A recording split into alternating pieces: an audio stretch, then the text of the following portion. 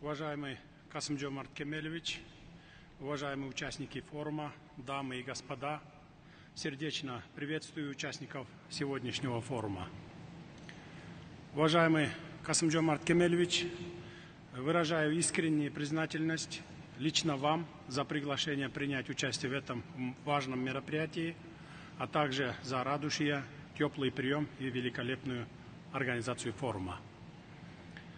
Абсолютно согласен с мнением уважаемого Касым-Жомарта Кемелевича относительно важности реагирования на современные вызовы и угрозы, отдавая приоритет сотрудничеству как основному постулату функционирующей международной системы.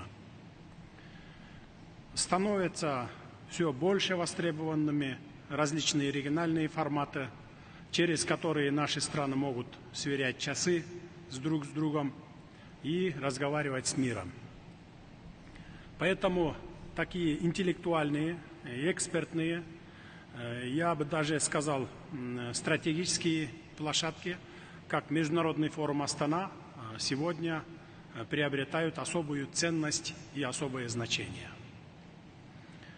Мне весьма приятно выступать перед высокой аудиторией, включающей политических лидеров, представителей международных организаций, ведущих бизнес-лидеров, общественных деятелей и видных журналистов. Я хотел бы воспользоваться этой возможностью, чтобы поделиться своими мыслями о теме нашего мероприятия, представить наши идеи и соображения экспертному сообществу. Уважаемые участники форума, на наших глазах процесс формирования нового миропорядка сопровождается нарастанием угроз и вызовов безопасности суверенным государствам и всему мировому сообществу.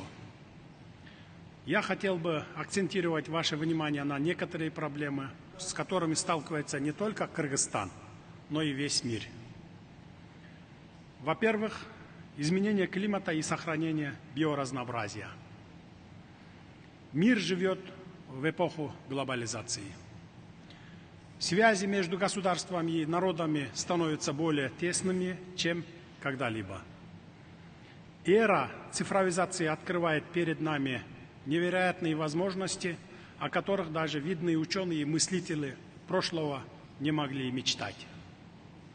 К сожалению, это факт, что негативные последствия изменения климата проявляются в нашем регионе все более явно в виде таяния ледников, увеличения количества различных природных катаклизмов, что несет большие угрозы и риски для социально-экономического развития и продовольственной безопасности, влечет все более возрастающие издержки. В этой связи переход к зеленой экономике, адаптация к изменению климата, устойчивое использование водных и природных ресурсов продиктовано жизненно важной необходимостью. Во-вторых, вода и водные ресурсы. В Кыргызской республике придается важное значение водным ресурсам и их эффективному использованию, внедрению принципов интегрированного управления водными ресурсами для достижения социальных, экономических и экологических целей. Мы запустили процесс обновления законодательства, в том числе Водного кодекса Кыргызской республики. В феврале 2023 года принята национальная водная стратегия Кыргызской республики до 2040 года. В рамках данной стратегии Кыргызстан берет на себя обязательства по улучшению государственного учета вод и экологической обстановки, обеспечению безопасного и качественного водоснабжения, водоотведения и санитарии, цифровой трансформации единой информационной системы по воде, созданию устойчивых экономических механизмов управления водными ресурсами, стимулирующих рациональное водоиспользование, созданию органов бассейнового управления и по гидрографическому принципу.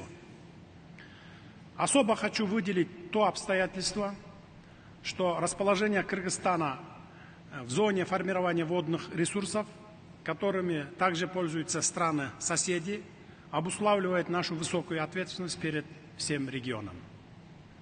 Кыргызстан выступает за важность и значимость осуществления сотрудничества в данной области на справедливой, разумной и равноправной основе, отвечающей интересам всех стран региона.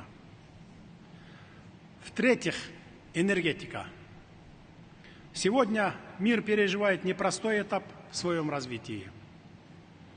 С учетом дефицита и высоких цен на энергоносители, возобновляемые источники энергии все больше и больше выходят на первый план. В настоящее время проводится работа по отбору водных объектов, на которых в перспективе возможна практическая реализация проектов строительства и эксплуатации малых и средних гидроэлектростанций. Здесь хотел бы отметить, что гидроэнергетический потенциал 252 крупных и средних рек в Кыргызстане оценивается в более чем 142 миллиард киловатт-час электроэнергии, из которых на сегодня освоено порядка 13%. Потенциал возобновляемых источников энергии оценивается 840 миллионов тонн условного топлива в год. К 2050 году мы ставим цель достичь углеродной нейтральности, в первую очередь, благодаря использованию возобновляемых источников энергии. В этой связи приглашаю заинтересованные стороны к взаимовыгодному инвестиционному сотрудничеству в сфере возобновляемых источников энергии, в том числе на принципах государственно-частного партнерства. Мы создаем надежную государственную систему преференций и приняли соответствующие меры для развития устойчивой энергетики. В-четвертых, экономика. Не ошибусь, если скажу, что аналитикам никогда не было так трудно делать свои прогнозы, как в наши дни. В их лексиконе все чаще появляются эмоционально окрашенные слова: везение, сдержанный оптимизм, неожиданности и тому подобное. В одной из статей известного экономиста Кеннета Рогофа накануне начала 2023 года было прямо сказано, что то, что в 2022 году мир не столкнулся с системным финансовым кризисом, это маленькое чудо. Становится общим мнением, что таких чудес в экономике в ближайшей перспективе будет все меньше, а вот неожиданностей, преимущественно с негативным оттенком, все больше. Сегодня в мировой торговле признаки фрагментации пока не так заметны, но все больше аналитиков склоняются к тому, что меры протекционизма будут расти, поскольку геополитическая напряженность тоже растет. И что для Центральной Азии это может иметь весьма серьезные последствия. Очевидно, что если страны региона будут отрезаны от мирового рынка, это может привести к снижению объемов экспорта и ухудшению торгового баланса, что в свою очередь означает сокращение инвестиций и рост безработицы. Следующие звенья этой логической цепочки также верны. Если тенденция на геоэкономическую фрагментацию будет нарастать, то будет нарастать и политическая нестабильность в регионе, экстремизм, может ухудшиться и экологическая ситуация.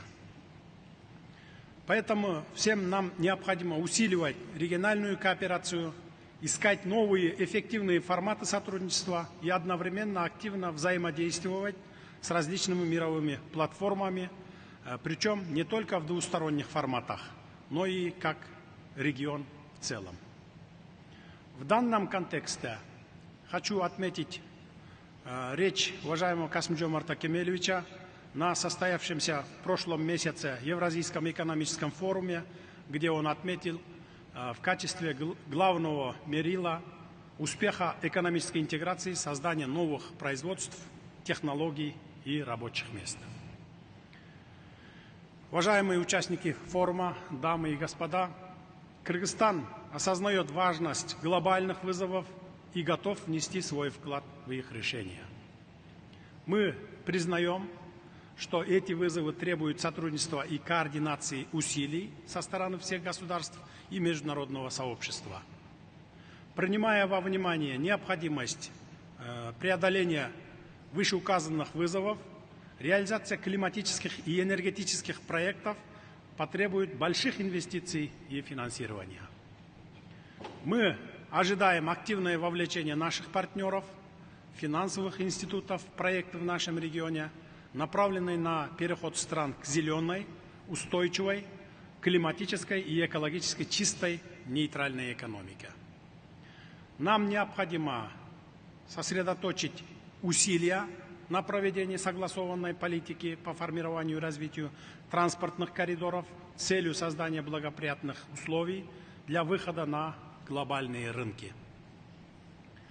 Укрепление инвестиционного сотрудничества, в особенности в сферах цифровой экономики и зеленого развития, как никогда отвечает требованиям наших дней. Мы верим, что все это возможно лишь при условии проведения согласованной политики и координации наших действий в региональном и международном форматах сотрудничества. Дорогие друзья, в завершение своего выступления хочу подчеркнуть, что только на основе солидарности, общей ответственности за процветание наших собственных стран и народов, а также за процветание всего нашего региона, мы сможем обеспечить создание справедливой, безопасной и социально ориентированной модели развития. Благодарю за внимание. Mr. President. Sir, you can hear me. Before you sit down, can I just ask you, you talked there about... Господин президент, вы в своем выступлении затронули важность региональной интеграции. Можете рассказать о преимуществах кооперации стран Центральной Азии для получения экономических и экологических дивидендов всего региона? What needs to actually happen to make it work? Уважаемый господин Ричард Квест, спасибо. Вы правильно заметили, что в своем выступлении я отметил важность региональной кооперации. Наш регион отличается значительным разнообразием как возможностей, так и вызовов.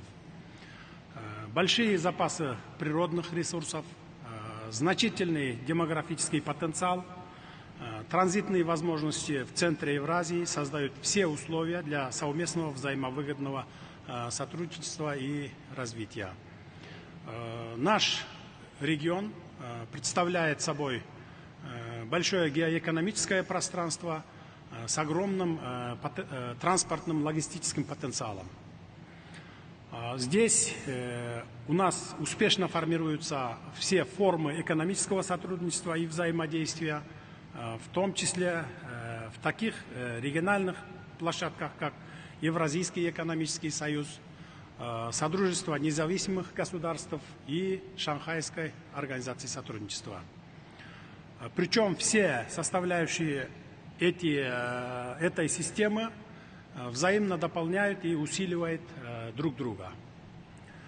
Наш регион стратегически расположен на перекрестке различных цивилизационных и геополитических систем, выступая своеобразным мостом между Азией, Европой и Ближним Востоком.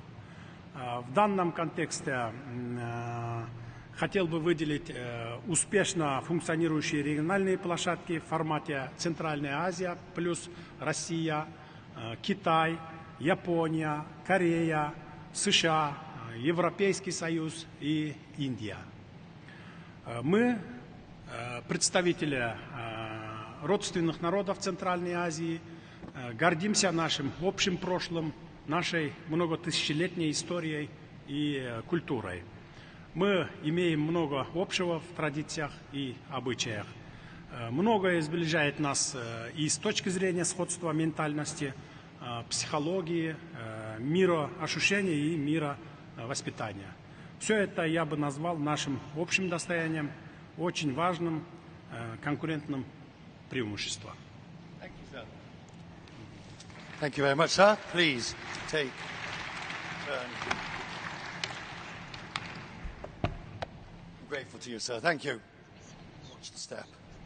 And so we move on. The challenges are clear. The solutions are less obvious.